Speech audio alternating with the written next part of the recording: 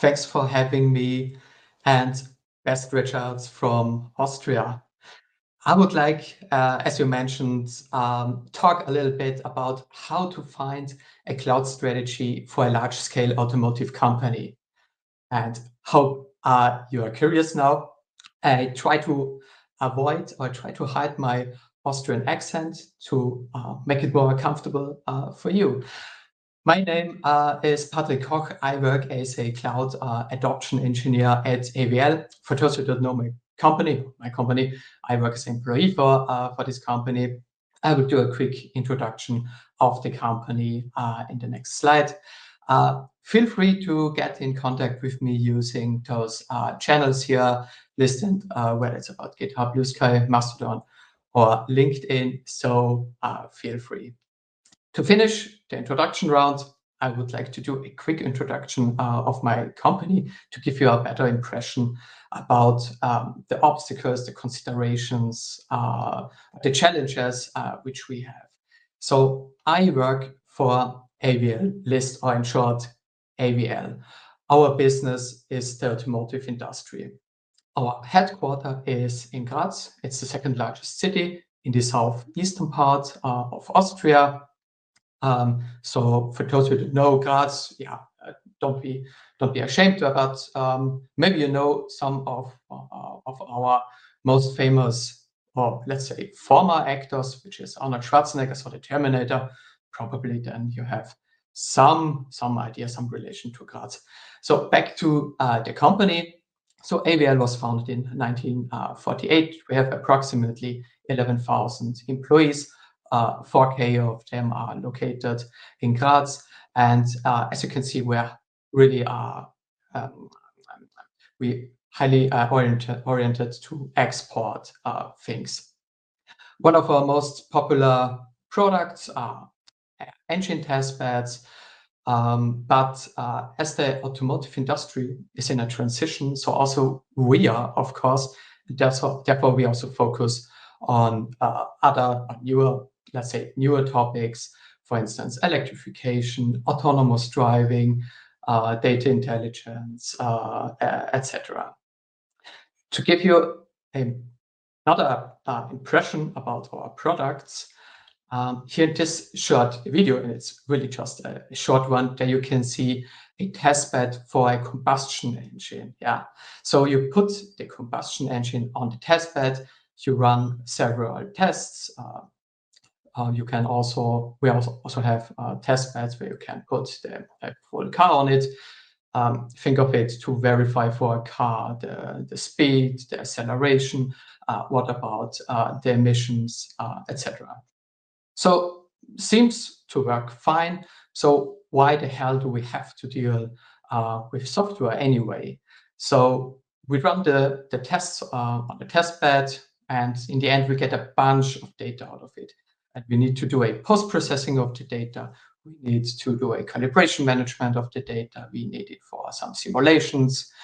And in addition, we need some kind of software which operates the test beds anyway. So therefore, we need to deal with software applications, and we have a lot of fun with it. So that's fair, but why do we also need to go to the cloud? What do we have to do with that?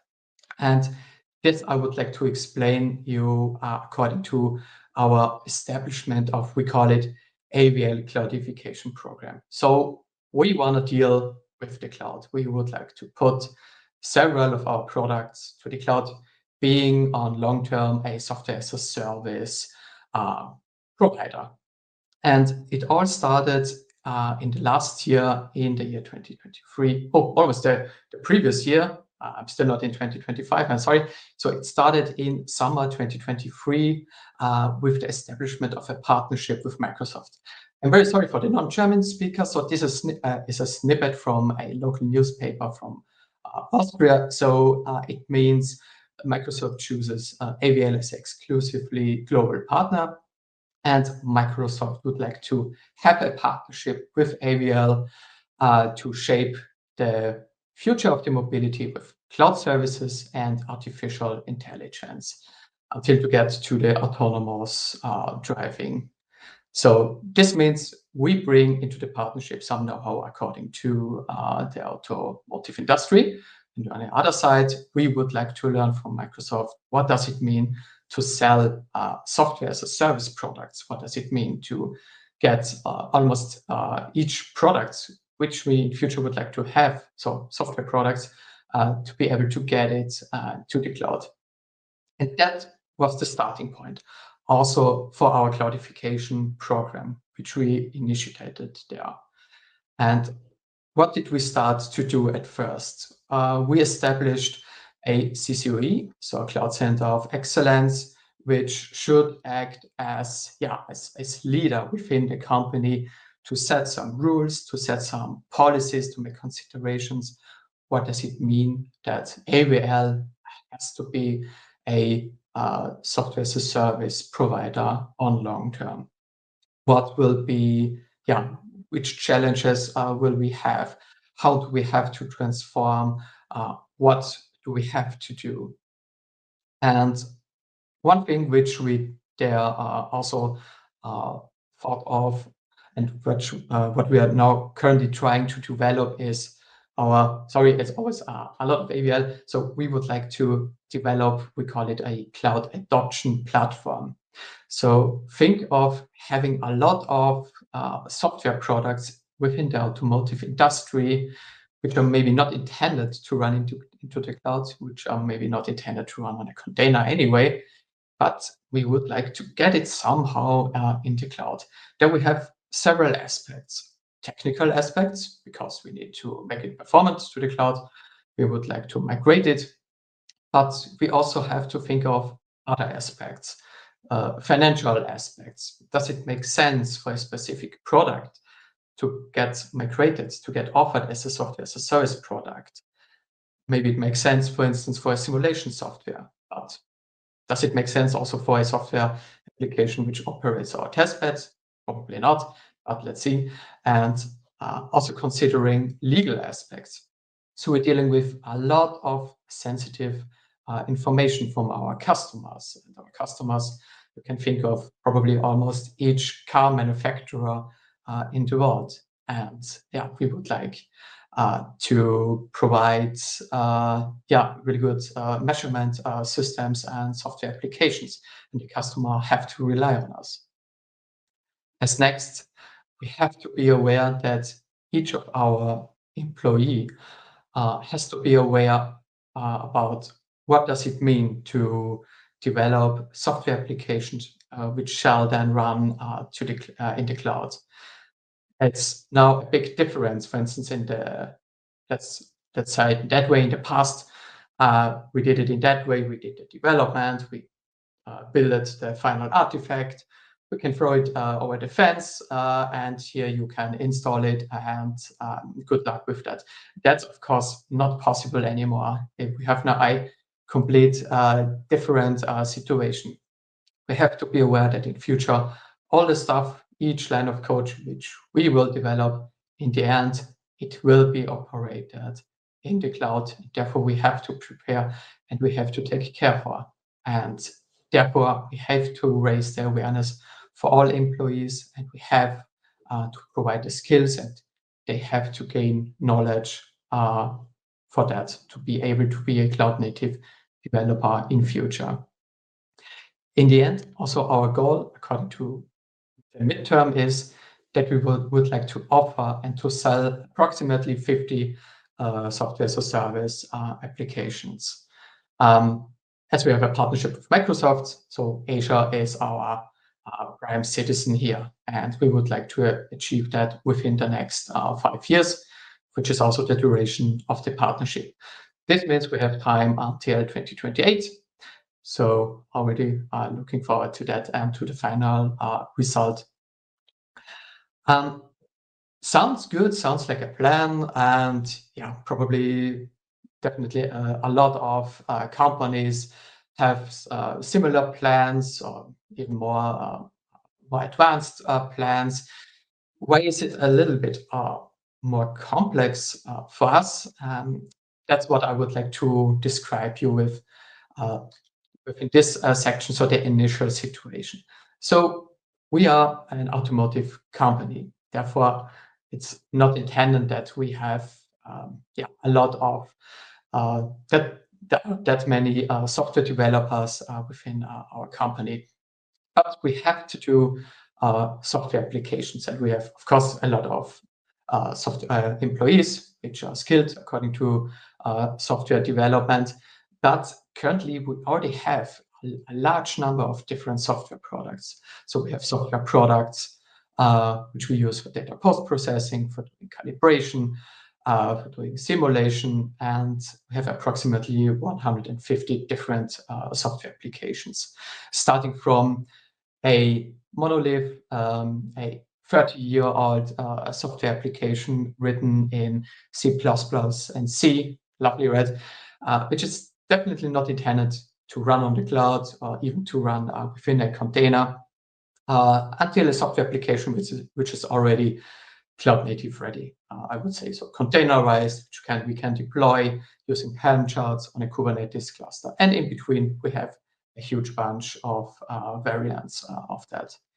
In addition, with a large number of different teams, different departments, different units, which makes it a little bit more complex to align us on specific things, to align on specific policies, to align on an overall strategy, as we have a very heterogeneous portfolio also there. According to the teams, some of them use Scrum, some of them don't, some of them are teams consisting out of let's say real software developers, made their master programs at universities, but we also have teams, for instance, consisting out of mathematicians, which its intention is to develop algorithms, calculations, something like that. I don't know what they're doing, of course. Definitely great stuff. And we have there a challenge that we, to be honest, don't know how to operate now software applications in the cloud, because we have to ensure that the software applications are there for the customer 24 hours a day, 7 days a week. What about troubleshooting? What about if you would like to provide another instance? What about troubleshooting? We don't have that much experience there. And in addition, which is maybe the most critical thing, is how to securely provide them. Yeah, we can't risk to expose any sensitive information. We have to rely on that it's really secure. So how to do that? That's also one of our major concerns. And therefore, we had as you can imagine, a lot of discussions, a lot of things to think of. But in the end, we have a plan, and we would like to enable the cloudification for our entire company. And therefore, we have the following plan, respectively, following key aspects. And one of that is this cloud adoption platform. So this means we would like to accelerate each team which produces software to get it migrated to the cloud. The idea is to provide them a, let's call it, landing zone. So ideally, currently we do it in that way that each team gets its own subscription, which its own dedicated resources on HR, from which we are sure that they are safe, and they can then deploy their application on that platform. So it doesn't just consist of technical aspects. We also have to think of, does it make sense for a specific product to get it migrated to the cloud, to offer it as a software as a service? What about legal aspects too, in addition? But let's give you a better idea about the technology stack there. So according to the technical part, our platform to deploy the resources to the cloud, we use GitHub, and we have dedicated Terraform modules which deploy the dedicated resources which we need on Azure using GitHub action workflows, whether it's about a Kubernetes cluster, a network, virtual machines, databases, etc. And ideally, the software application is already containerized, so we can use other GitHub action workflows and use existing container images from a registry to deploy it using a Helm chart, for instance. But as mentioned, we have several different variants here. That's the ideal case. And just to give you a better impression about the tech stack. So we use GitHub, we use Terraform, we use Azure. Those are the three most important key aspects here. And we would like to have consistency according to our cloud resources. And therefore, we develop our own dedicated Terraform modules. We don't allow development teams to start again from scratch to create their own Terraform configuration. We, within the CCOE, we develop the Terraform modules for the resources for which we think we definitely need it. We provide it on a registry. Each team can use it. We ensure that those Terraform modules are fine according that they're secure and that they can be used according to our policies, right? And each Terraform module is getting built and pushed to a registry, and it has to have several reviews, of course, until it's getting published. The next thing is that already mentioned, we have to raise the awareness that each software product, definitely for the future, will be migrated to the cloud, and it will be a software as a service. Therefore, we have to raise the awareness, and we have to motivate the employees. We have to provide the skills. And we would like to achieve that by establishing a cloud-native developer community and doing fancy stuff. So, for instance, a few months ago, we had a hackathon with Microsoft, in which we formed groups. Each group had to have to fulfill tasks using the GitHub Copilot. And there was, of course, a winner. The winner got some swags. We had some event in the end, a little party. You know how to motivate people. We also try to do other events. For instance, I was glad to invite April Yoho from GitHub to have a talk at our company, also according to what does it mean to be a cloud-native developer in contrast to our, let's call it, traditional software development approach. So it was also great to have April here. So that's another key aspect, of course, skilling the people on long term. On midterm, we would like to speed up using our cloud adoption platform to get the resources already ready for the teams to just deploy the software application, because we would like to get the 50 applications until 2028. And on long term, of course, each team has to be capable of doing a development, doing a deployment of the software applications on their own. But there's still a lot of obstacles and considerations which we have.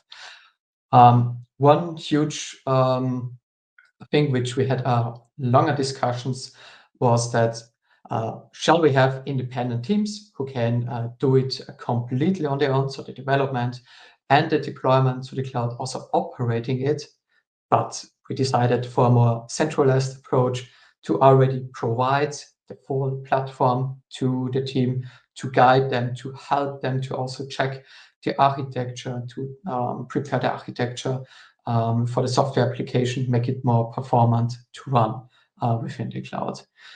Also, a consideration is we build now a huge infrastructure for that, consisting of GitHub Action workflows, consisting of Terraform modules. And we had a lot of approaches, how to develop it, how to use it, following best practice. But we also have to think of in the midterm, each developer, each team has to be able to use it. So we have to be careful according to the complexity. We really have to take care of that, which is not that easy. Maybe considering Terraform modules, that was also a huge discussion. What about the granularity?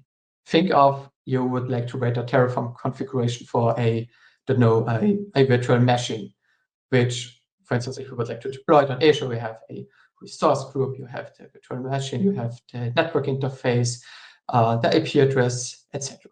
Would you like to have those resources as an own dedicated module, or would you like to stick that each resource on Azure? So for instance, the resource group, there's the virtual network on its own is already a corresponding Terraform module. There are benefits and there are, of course, a lot of disadvantages for that. And to be honest, currently we have two different versions of that. Let's see which one will win in the end. In addition, when we got now a new software application, which we have to migrate to the cloud, it's always the thing, shall we do a lift and shift approach, or shall we start with refactoring it? That's always very hard to decide, also according to the financial aspects, of course.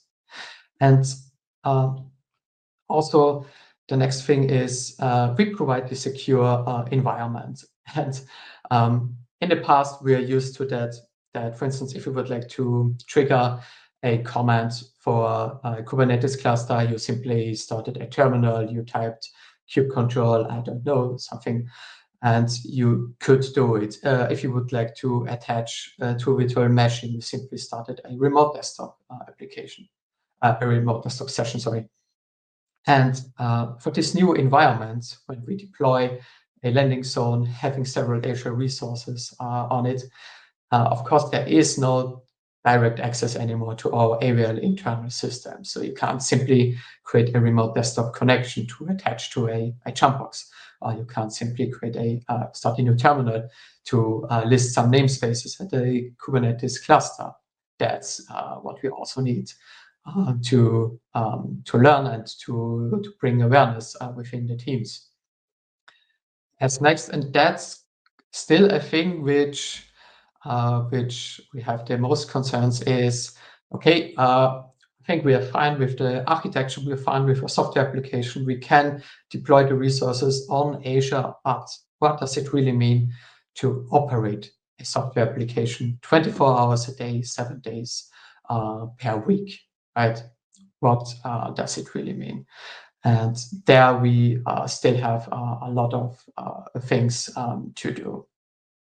To give you a better impression about our software applications and what does it mean to get it to the cloud, I would like to show you a small example. So here on the left, you can see a quite popular software application from us, which is used to do data post-processing.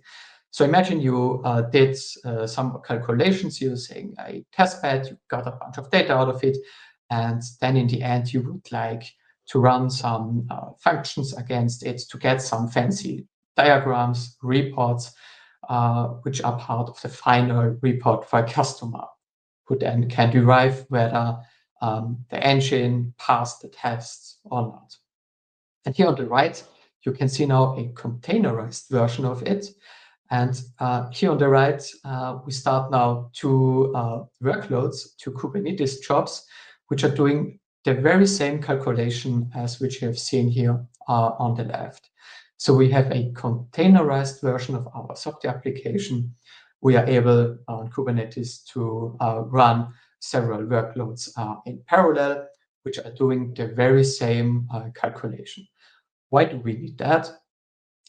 Due to the rise of electric cars, we also have, of course, to test batteries instead of combustion engines. But for batteries, we have to test each single test cell. And testing one single test cell already gets us that huge amount of data as we would test a single combustion engine. This means we cannot do that in a manual way anymore. This means we have to rapidly scale our applications to do the calculations. So for instance, in that case, to at least have several parallel calculations, getting in the end the same report.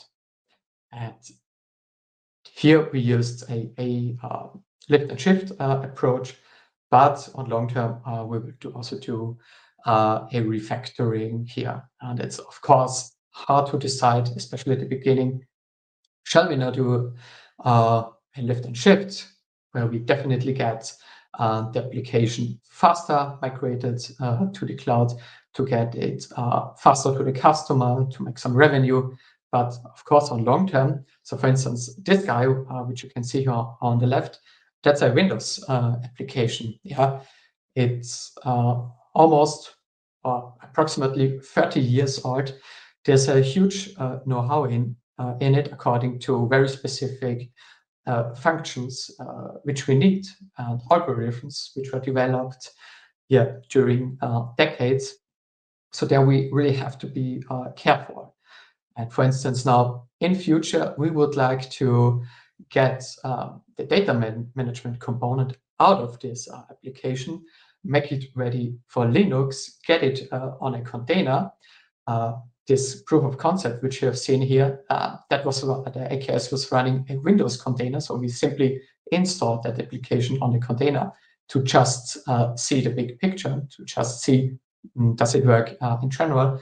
But of course, on long term, it's better to host it on Linux containers, according to make it more performant and according to the costs. But of course, this takes time, and it's then a business question whether it's worth it in the end. And as you can see, there are many considerations, there are many challenges, there are many obstacles we have to deal with. And this brings me finally to the conclusion. And as mentioned, I'm from Austria, and therefore I would like to make the conclusion using a mountain. So this means, in that case, you can compare somehow getting a fine cloud adoption strategy. You can compare to climbing to a mountain.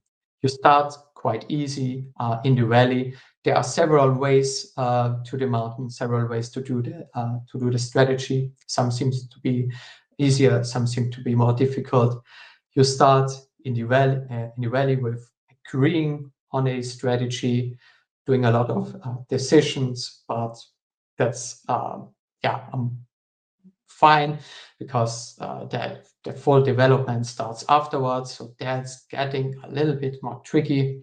So after deciding on a strategy, we agreed on implementing this platform, considering financial aspects, considering legal aspects, and of course, doing all the implementations, doing the Terraform modules, developing the GitHub Action workflows, trying to deploy the resources on Azure, make it ready to get our software applications migrated on it.